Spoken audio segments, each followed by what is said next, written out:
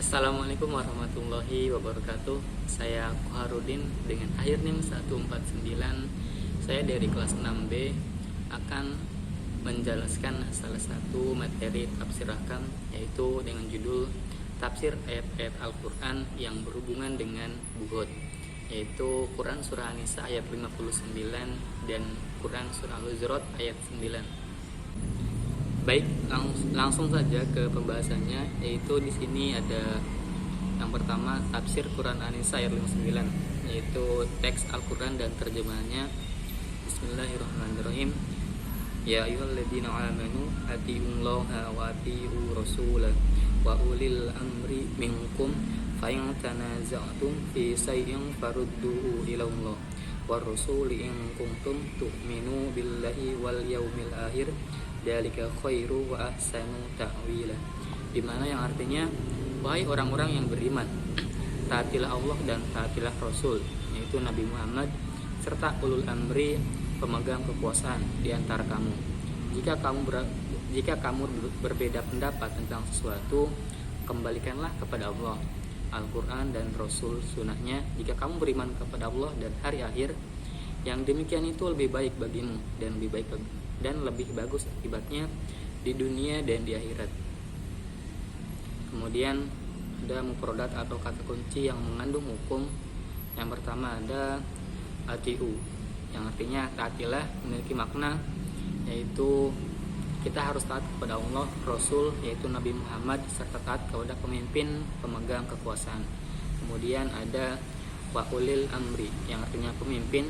Maksud dari kata pemimpin di sini adalah seseorang yang mengurus kepentingan umat. Ketaatan kepada ulil amri atau pemimpin merupakan salah satu kewajiban bagi umat selama tidak bertentangan dengan nas. Kemudian ada farudduhu, yang artinya kembalikanlah, di mana memiliki makna. Maksud dari kata ini adalah jika nanti terdapat perbedaan pendapat tentang sesuatu, maka kembalikanlah kepada Al-Quran dan juga Sunnah. Sebagai bukti jika kamu benar-benar beriman kepada Allah dan hari kemudian. Berikutnya yaitu tafsir Quran Surah An-Nisa ayat 59. Pertama ada istinbat hukum. Nah, dalam Surah An-Nisa ayat 59 ini dijelaskan bahwasanya kaum muslimin diperintahkan untuk taat kepada Allah, kemudian mengamalkan kitab suci Al-Quran dan melaksanakan hukum-hukum yang telah ditetapkannya. Sekalipun dirasa berat dan tidak sesuai dengan keinginan, dan juga melaksanakan ajaran yang telah dibawa oleh Rasulullah, lalu patuh kepada ketentuan yang telah ditetapkan oleh ulil amri. Kemudian jika terjadi perselisihan pendapat dan tidak tercapai kata sepakat, maka persoalan tersebut wajib hukumnya dikembalikan kepada Al-Quran dan hadis, karena sumber Islam yang pertama ya Al-Quran, lalu sunnah hadis sebagai sumber hukum yang kedua. Kemudian jika masih belum jelas, maka hendaknya dilakukan ijma atau qiyas, dan tentunya yang bisa melakukan qiyas adalah orang yang memiliki keahlian dalam ilmu ini, dan hendaknya dilakukan oleh orang yang benar-benar beriman kepada Allah dan hari akhir. Selanjutnya ada petunjuk ayat, yaitu menurut kitab Tafsir Al-Qurtubi, ayat ini ditunjukkan untuk rakyat pertama-tama diperintah untuk taat kepada Allah, yaitu dengan mengerjakan perintah-perintahnya dan menjauhi segala larangannya. Kemudian taat kepada Rasulnya dan dengan apa yang diperintahkan dan dilarang. Kemudian taat kepada ulil amri. Di samping itu, dalam kitab tafsir Al-Munir, surat atau ayat ini dijelaskan bahwa Allah memerintahkan umat Islam untuk melaksanakan perkara yang dapat menyebabkan dia selalu berdisiplin dalam menjaga amanah dan menetapkan hukum secara adil, yaitu taat kepada Allah dengan cara melaksanakan hukum-hukumnya, taat kepada Rasulnya yang bertugas menerangkan hukum-hukum Allah, dan taat kepada pemimpin atau ulil amri. Apabila ada pertentangan dan perbedaan pendapat antara ulil amri dengan umat, maka dalam masalah agama penyelesaiannya tidak ada dalam Al-Quran atau Sunnah. Hendaknya masalah itu dicarikan rujukan dengan berpatokan kepada kaidah-kaidah hukum yang bersumber dari Al-Quran dan Sunnah. Pendapat yang sesuai dengan kaidah hukum yang dapat dilaksanakan, sedangkan yang bertentangan dengan kaidah hukum tersebut harus ditinggalkan. Cara seperti ini dalam ilmu ushul fiqh diistilahkan dengan prosedur qiyas. Ya, selanjutnya ada hikmah penetapan hukum. Dari ayat di atas dapat diambil hikmah, yaitu pertama, menjalankan perintah Allah dengan mengamalkan isi Al-Quran, melaksanakan hukum-hukum yang telah ditetapkan Allah Subhanahu wa Ta'ala. Kemudian yang kedua, mengetahui ajaran-ajaran yang dibawa oleh Rasulullah, membawa amanat dari Allah untuk dilaksanakan oleh segenap hambanya. Ketiga, mengikuti ketentuan-ketentuan yang telah ditetapkan oleh ulil amri. Kemudian yang terakhir, yaitu bila terjadi perbedaan pendapat dan tidak tercapai kata sepakat, maka wajib dikembalikan kepada Al-Quran dan hadis. Baik, selanjutnya yaitu tafsir Quran surah Al-Hujurat ayat 9. Berikut ayat dan juga artinya. Bismillahirrahmanirrahim. Wa in ta'ifatan minal mu'minina iqtatalu fa aslihu bainahuma fa in bagat ihdahuma 'alal ukhra faqatilul lati tabghi hatta tafi'a lil amrillah fa in fa'at fa aslihu bainahuma bil adli wa aqsitu innallaha yuhibbul muqsitin. Artinya, jika dua golongan orang-orang mukmin bertikai, damaikanlah keduanya. Jika salah satu dari keduanya berbuat aniaya terhadap golongan yang lain, perangilah golongan itu yang berbuat aniaya itu, sehingga golongan itu kembali kepada perintah Allah. Jika golongan itu telah kembali kepada perintah Allah, damaikanlah keduanya dengan adil, bersikap adil. Sesungguhnya Allah mencintai orang-orang yang bersikap adil. Baik, selanjutnya yaitu mufradat atau kata kunci yang mengandung hukum. Yang pertama ada bagut atau memusuhi, membangkang atau menolak perdamaian.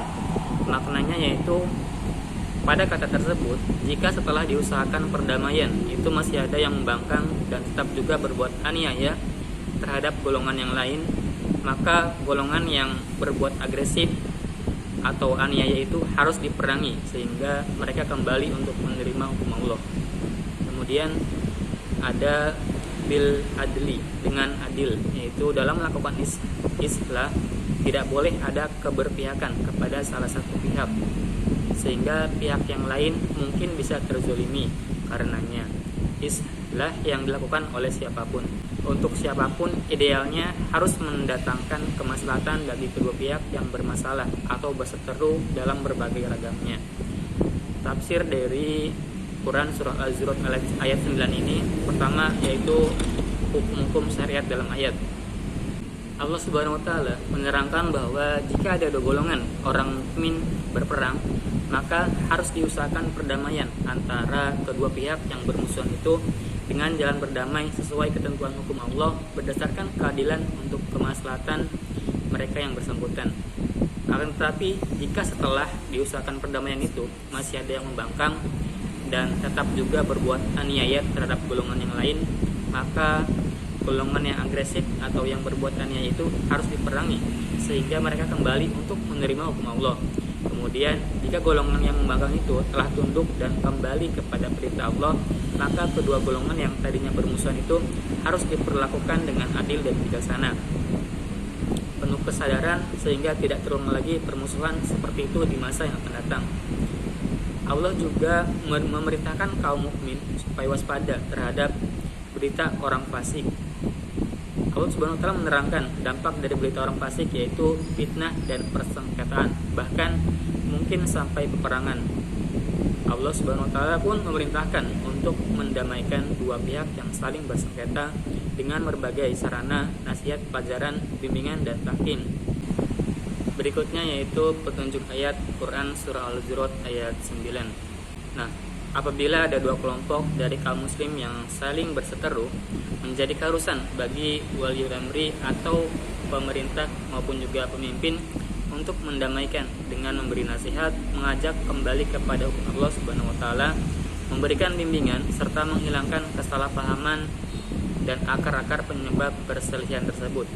Jika salah satu golongan ada yang melanggar dan melampaui batas terhadap golongan yang lain serta tidak mau tunduk kepada hukum Allah Subhanahu wa Ta'ala dan nasihat, kaum muslimin harus memerangi golongan tersebut hingga kembali kepada hukum dan perintah Allah Subhanahu wa Ta'ala berupa tidak melakukan penganiayaan.